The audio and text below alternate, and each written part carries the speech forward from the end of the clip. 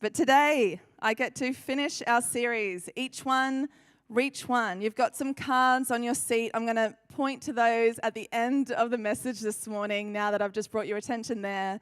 But just to be preparing our hearts, Lord, who would you have me invite? Who would you have me incubate? Who would you have me integrate into the life of our church? And so we've been talking about the power of an invitation. We've been talking about the power of incubation. And then today we're talking about integration. And so talking about today, joining a community, creating community, and making a difference and serving our world. Just this year, a few months ago, Daniel gave me this anniversary card, and I'm fortunate to be married a man who is good with words. And so he writes the best cards. And now it's gone into this habit where he almost sits beside me as I open them. And he waits with eager anticipation to see if, that little tear comes down from your eye. Because he always gets me. But this year, I was reading it and I was like, oh, that's really lovely. And they're really lovely words. And then it was, I just want to thank you for being dependable. And as I read this word, it just sort of struck me. Less perhaps like a word on an anniversary card and more like one from perhaps a reference from your employer or something. And it went on to say, thank you for your loyalty and your consistency. And I was like, whoa, where's like the love of my life and everything's like dynamite with you and it's amazing. And it was just really funny because he was like, that's a really good thing. Over the course of the day, I came to realize and appreciate the gift that dependability is. The fact that he knows that I'll be there, that I'll be present, that I'll show up, that I'll be consistent. And so even though a little bit of an adverse reaction, I came to realize and appreciate the gift that actually being dependable is. And perhaps dependability, initially wasn't the most romantic word, but it's actually one of the greatest gifts that we can bring to a relationship, to a marriage, to a family, to a friendship, and who knows, to a church. Hence what I'll be speaking on today. Integration, you see, doesn't happen through impressive people. It happens through dependable people. And what if dependability is actually one of the highest compliments somebody could give us? You see, after your friend or your family member gets saved or becomes a Christian, our job isn't over. You see, it's simply the beginning. We're to make disciples, not just converts, not even just believers. In Psalm 92, 13 to 14, it says that those who are planted in the house of the Lord shall flourish in the courts of our God, that they shall still bear fruit in old age, that they shall be fresh and flourishing, that they must be planted in the house of our God, in the church. In Acts 2, 4, 1, it says, then those who gladly received his word were baptized. And that day, about 3,000 souls were added to the church. In the time of Acts, only those that were added to the church were counted. And therefore, integration is vital. And unfortunately, it's often the aspect of church that is neglected because many of us become complacent. We invite somebody along and they get saved or they say yes to Jesus, and then that's it. And we pass the buck and we think, my job is done. But really, it's just the beginning. We want to see people planted in the house of the Lord. We want to see people grow. We want to see people mature. We want to see their families get strengthened, their marriages grow, their children grow up in the knowledge of the word. And this is where integration comes in. It simply means to make a person feel welcome or integrated in a church. People need to feel that they belong. We need to feel like we belong, right? And that's why in person is so important. When a friend comes to their first service, there'll be people here who are here for the very first time. It's important that you meet other people in the church. And guess who the best person to connect you? It's actually that friend that invited you. A friend who has invited another friend along to church almost preempts the fact that it'd be good to hang out with other people after lunch. And so they ahead of a Sunday morning, they'll organise, why don't we catch up with so-and-so after church this morning in the cafe and have some chips? They're thinking about, how can I integrate this family into church life? How can I open my arms this morning and invite and integrate? Social media, as we know, is an amazing tool to connect, to keep up with what's going on in people's lives, to simply comment. And I know that might not be really in at the moment. Some of the younger people might be able to speak, just like or something. But to actually spend the time and comment on someone's post, or looks like you had a great time, or it's actually a tool. We shouldn't dismiss it. It's not the only tool. Appreciate in person. We all favor in person. But hey, it's there. We should use it. It is a great tool. Evangelism doesn't just stop at the inviting phase. And I think this is where we've almost fallen into the trap. This statistic a few years ago, I know I've shared it before, but a large denomination in our country, they totaled that 50,000 people had said yes to Jesus in that one calendar year. Unbelievable if you were looking at that statistic alone. It went on to say that only 3,000 of those new Christians were still in church by the end of the year. That raises a problem. We're great at inviting people. We're actually probably better than you think. But what about integrating? What about actually integrating these new people into the life of the church and into your life? And so I want to submit to you today that the fruit of an invitation is often determined by the strength and the dependability of that relationship that's behind it. We might reach people through invitation, but we actually integrate people through dependable relationships. Invitations introduce people to Jesus, but dependable relationships actually help people to follow him. And so today I want to speak on the dependable generation. And when I share about this today, I want you to hear me. I'm not talking about an age bracket. I'm talking about a group of people who simply decide, young and old, that because God is faithful, then I can be faithful too. 2 Timothy 2:13, it says, if we are faithless, he remains faithful, for he cannot disown himself. The unwavering reliability of Jesus Christ is the cornerstone of our Christian faith. The dependability of Jesus Christ is the cornerstone of our Christian faith. There'll be people here who perhaps didn't grow up with a parent that was steadfast, a parent that was there. And so you really struggle attributing this characteristic onto God, onto our Heavenly Father, because you haven't experienced it. But let me encourage you this morning that you can write a new story, that it can change with you, that you can act and live a life that is dependable, not only onto him, but as well onto others.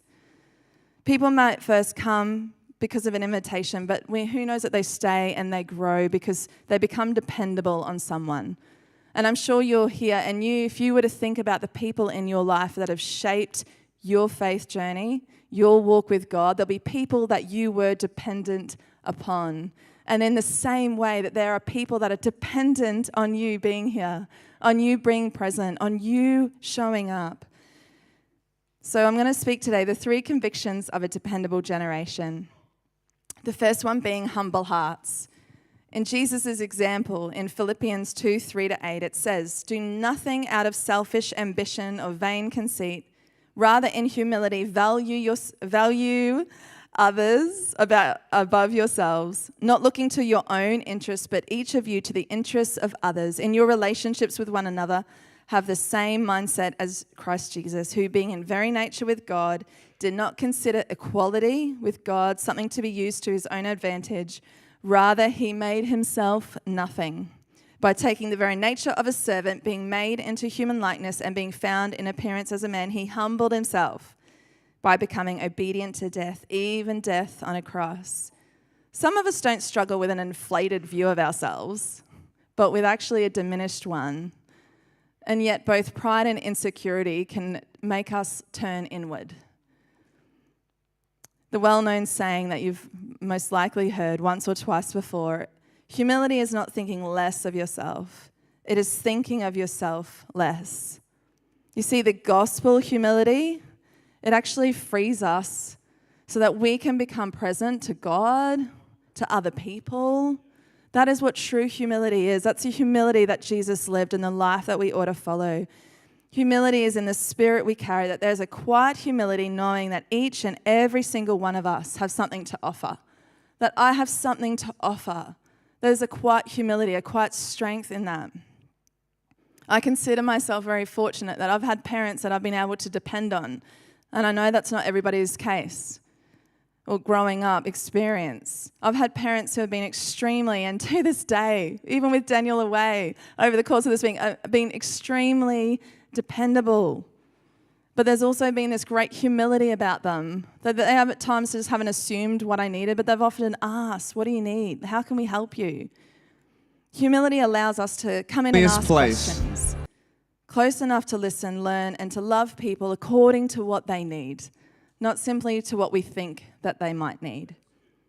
It means that we live this life thinking we might not have all the answers or even all the time, but there's this quiet humility that what I do have, I'll offer up to you.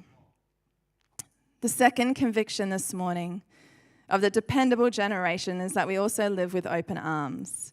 In Matthew 20:28, it says, just as the Son of Man did not come to be served, but to serve, and to give his life as a ransom for many. To sign up. You see, caring for new Christians, for new people, I've got to acknowledge, is the privilege and it's the responsibility of the whole church. You see, a shepherd can only feed so many lambs at once, but sheep can feed many more. The shepherd looks after the sheep look after the lambs, and that's how we become a dependable generation, because we can depend on someone and somebody can depend on us. You know, But if the sheep don't look after the lambs, the shepherd can only bottle feed so many lambs at once, right? You see, integration isn't a process. It's not up to the few. It's the whole church living with this conviction of having open arms. Something like, if she's going to be brought into the flock, if he's going to be brought into the flock, then I'm going to have to play a role in this. It's up to me. You see, the flock grows when we take care of the lambs. And this is where dependability is relational. We might invite people through invitation, but they'll stay and they'll integrate and they'll grow and they'll strengthen in their faith journey because of dependable people, because of dependable relationships. As you know, every week we talk about the purple card. But do you know that the best purple card is actually you? It's actually the church. It might begin a process, but you actually might gather a story. It might open a door, but you actually walk with them through it. A couple of weeks ago, it was a Wednesday afternoon, and we received this call in the office, and Kathy's like, oh, Lise, I think you should get this one. She hands it over to me, and it's this pastor in the United States. Not usual Wednesday afternoon phone call that we receive. And he's like, I'm so happy that I got in touch with you. I was looking for a church. My mother lives around the corner. She just made a decision to follow Christ. I see she's probably like 3 minutes away from your church. Do you think someone would be able to go over with her and meet her and talk to her about her faith journey? And I just want to give a huge shout out to Tina right now, who brought her along to church last Sunday. But more than that, actually developed a relationship with her and went and visited her and sacrificed her own time and effort and attention and brought her along. And to me, that's what being a dependable church actually is. I worked for a not-for-profit, and do you know how many churches don't actually even have a phone number? It's actually really rare to be able to pick up the phone and call a church, let alone speak to someone on the other side. But isn't that the type of church that we want to be, this dependable church? The fact that we have a dependable church that will also go out and meet and invite and introduce and build relationship with, that's where we simply turn attendance into belonging.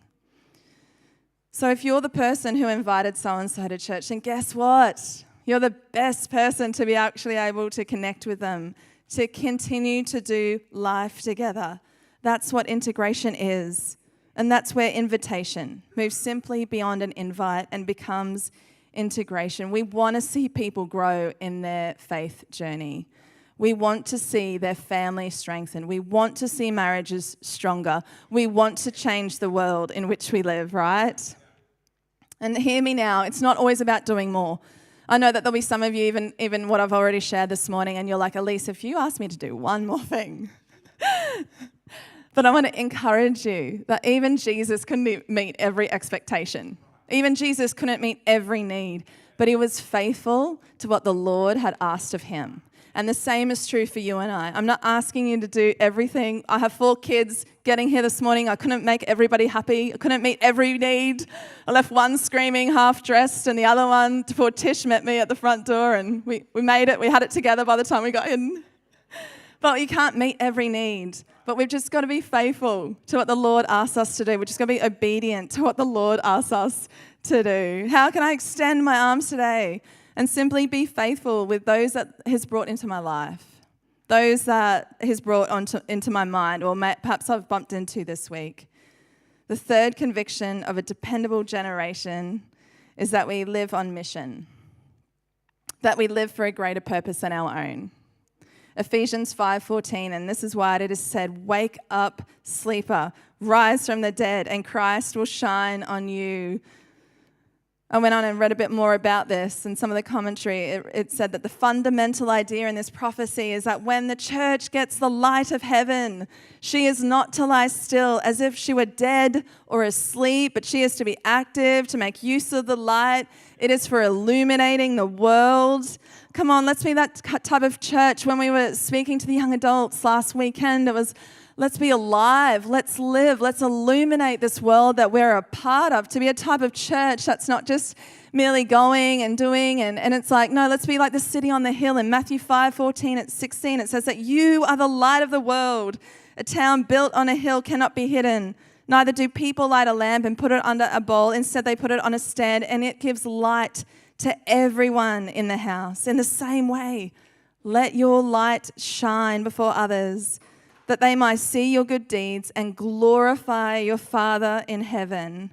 That they may see your good deeds and glorify your Father in heaven. That the kids, the students at Caloundra State High would see the good deeds when our young people go in there on a Friday morning and make pancakes. And they would glorify our Father in heaven. That when the kids in Cooper's RI class, he's got 100% retention rate. He's kept them all. That's got to be good. They keep coming back. That's amazing. It's an amazing statistic. I don't know if it were the same for everybody else, but that's amazing. But that they would see these good deeds and that they would glorify our Father in heaven. That the people in your workplace, that they'd see the good deeds and that they would glorify our Father in heaven. That these young people that are coming along, that they would see good deeds and that they would glorify our Father in heaven, that they would glorify our Father in heaven because of this. We pray this over our kids every morning. Lord, help them to shine your light today. Help them to shine your light today. Help us, Lord, to shine your light as a church. When we live on mission, it lifts our vision, our conversation. We live on purpose. I remember many years ago, we were up at this youth camp. I think of some of the places that we've been, and it kind of makes me laugh. I'm like, where were we? But we were up with this small group of young people, and Daniel was preaching this message about, basically like a thermometer. And do you take the temperature or do you alter the temperature? Do you illuminate the world in which we're a part of? Do we lift conversations? Do we help lift other people's eyes? Do we speak life when there's only death being spoken? Do we change the atmosphere in which we live? Or do I live only for myself, where every inconvenience feels like an interruption? You see, when I live on mission, even interruptions become opportunities. One of our old pastors, he used to say that there's no such thing as a coincidence. That person that you bumped into that you haven't seen in a few years, that person that just brought along to your mind, it's actually a divine opportunity from heaven to saying, follow that up, inquire, ask how they're going. I'm sure like you, life experience can teach us that if we make happiness our goal, we might be happy for a short amount of time, perhaps even a season, but it's not lifelong. But Jesus said that it's actually in losing our life that we will find it. I had this elderly gentleman when I first started going along to church as a 21-year-old, and he would always be on the doors. Didn't have to be, no one asked him to be, but just in this quiet humility, he just stood there every Sunday morning and he'd know your name. He'd remember your name. Maybe that's why to me it's so important and I try hard and miserably fail at times. But he would always remember our name. And this was back actually when I was single. I was walking in by myself, and he'd also notice when I wasn't there. And he'd actually say, hey, we missed you last week. Not out of religious obligation or duty, but just, hey, like, we missed you being here. Are you okay? And as I got to know Daniel, and I got to hear a bit of his life story and how his job was actually, he wasn't on staff, but he was the church, right? And his job was as a sales rep for something. But he'd go around and he'd knock on doors, and he saw it as an invitation, as an open door into people's lives, and he'd minister the gospel. And a few years later, he unfortunately had passed away, and I remember going along to his funeral. And it was the most beautiful worship service I think I've ever been in. The presence of God was so tangible. But here was this man who just thought, I'm just going to be dependable because someone is depending on me. I'm just going to wait out the front and remember these young people's names and older people's names. And I'm just going to live a life of steadfastness, of being reliable, dependable, consistent unto the Lord. And it was a good thing. You know, we have so many great young people.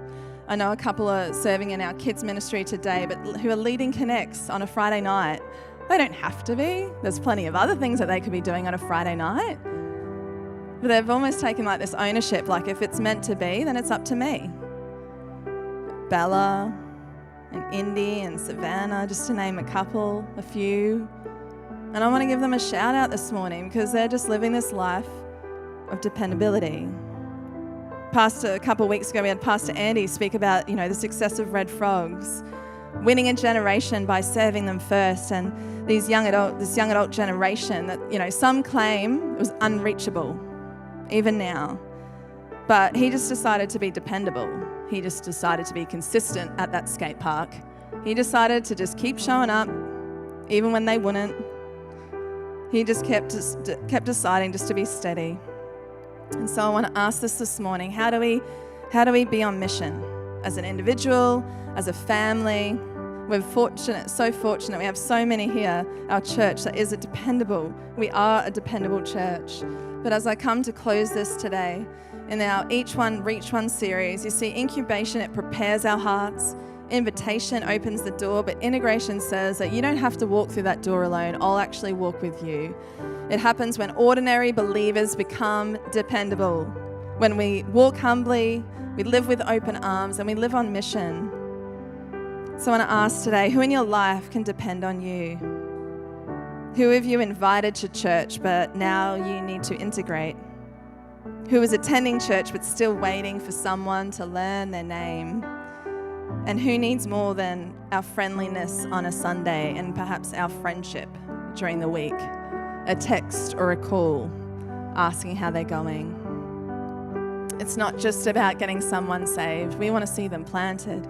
We want to see them grow in God. We want to see people walk into their destiny that the Lord has for them. And this is where integration comes in.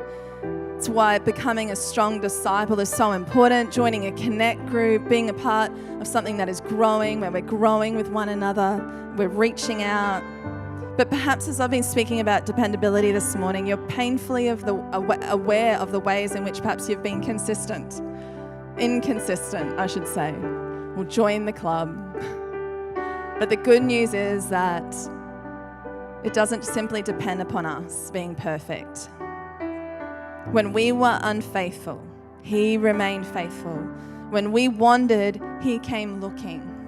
When we failed to show up, Jesus still showed up for you and I.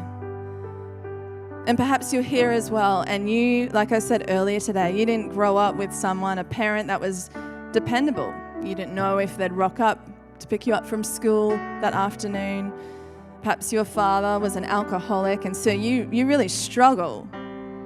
Well, how can I be someone that's dependable when I haven't experienced it, when I haven't witnessed it? But let me just encourage you once more today that because it may be a part of your story, it doesn't have to be a part of your story going forward. David writes in Psalm 40 verse 2, it says that he lifted me up from the pit of despair, out of the miry clay, that he set my feet upon a rock and he made my footsteps firm. He wants to make your footsteps firm, church. He wants to make us consistent. He wants to help us to be faithful. He wants to help us to be steady, to show up when it's hard, to show up when it's difficult. We become a dependable generation because we belong to a dependable God, and we can live a life that is integrated